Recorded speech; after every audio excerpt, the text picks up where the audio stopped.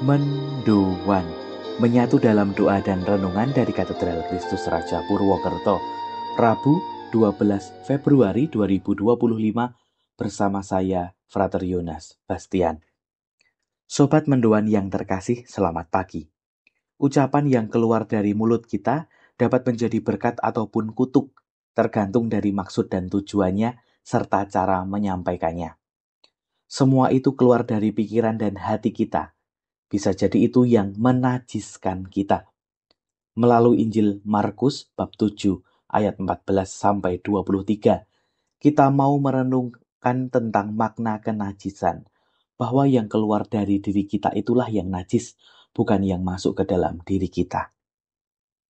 Dalam nama Bapa dan Putra dan Roh Kudus. Amin. Inilah Injil suci menurut Markus. Dimuliakanlah Tuhan. Pada suatu hari, Yesus memanggil orang banyak dan berkata kepada mereka, "Dengarkanlah aku dan camkanlah ini. Apapun dari luar yang masuk ke dalam seseorang tidak dapat menajiskan dia. Tetapi apa yang keluar dari seseorang, itulah yang menajiskannya. Barang siapa bertelinga untuk mendengar, hendaklah ia mendengar." Sesudah itu Yesus masuk ke sebuah rumah untuk menyingkir dari banyak orang. Maka murid-murid bertanya kepada Yesus tentang arti perumpamaan itu. Yesus menjawab, "Apakah kamu juga tidak dapat memahaminya? Camkanlah, segala sesuatu yang dari luar masuk ke dalam seseorang tidak dapat menajiskan dia, karena tidak masuk ke dalam hati, tetapi ke dalam perutnya lalu dibuang di jamban." Dengan demikian Yesus menyatakan semua makanan halal. Yesus berkata lagi, "Apa yang keluar dari seseorang, itulah yang menajiskannya. Sebab dari dalam hati orang timbul segala pikiran jahat, perzinahan, keserakahan, kejahatan, kelicikan, hawa nafsu, iri hati, hujat, kesombongan, kebebalan. Semua hal-hal jahat ini timbul dari dalam dan menajiskan orang." Demikianlah sabda Tuhan, terpujilah Kristus. Saudara-saudari, hari ini Yesus mengatakan bahwa apa yang keluar dari seseorang itulah yang menajiskannya. Sebab dari dalam hati orang timbul segala pikiran jahat, perzinahan, keserakahan, kejahatan, kelicikan, hawa nafsu, iri hati, hujat, kesombongan, kebebalan.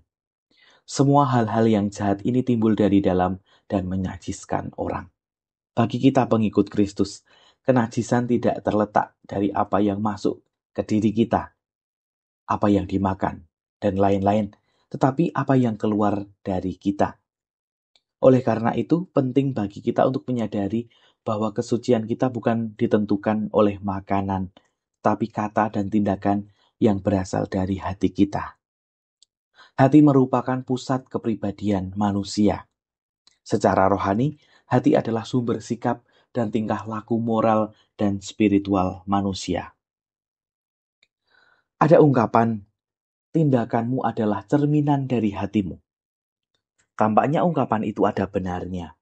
Apa yang kita lakukan, meski kadang spontan, itu adalah cerminan bagaimana diri kita.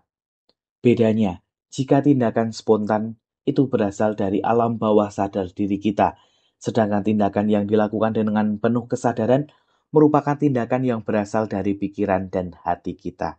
Oleh karena itu, menjaga hati dan pikiran tetap jernih adalah cara agar kita tidak menebarkan kenajisan melalui kata dan tindakan kita.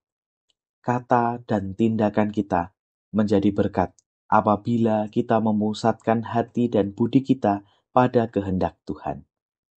Mari kita mulai dengan hal kecil dan sederhana, yakni menghindari berkata kasar, sombong, iri hati misalnya.